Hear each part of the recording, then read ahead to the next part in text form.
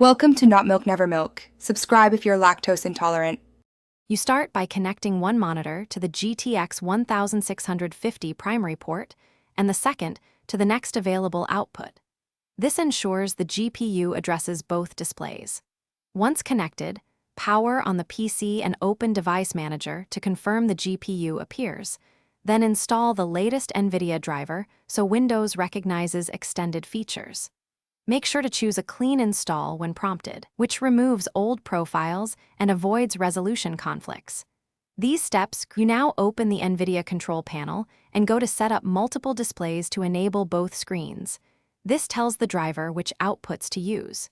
Next, arrange the virtual monitors to match their physical positions so the mouse flows naturally, and set the primary display where taskbars and games should open.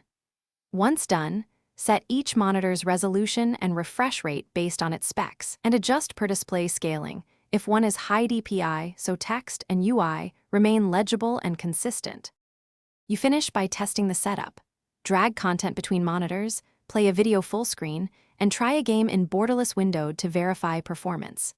If a monitor stays black, first reseat the cable and power, swap ports or cables to isolate a bad lead, and confirm the monitor input source is correct.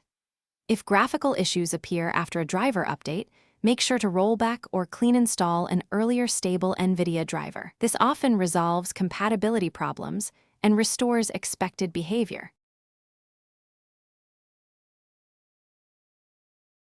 Thanks for watching. If this was helpful, leave a like and consider subscribing. See you next time.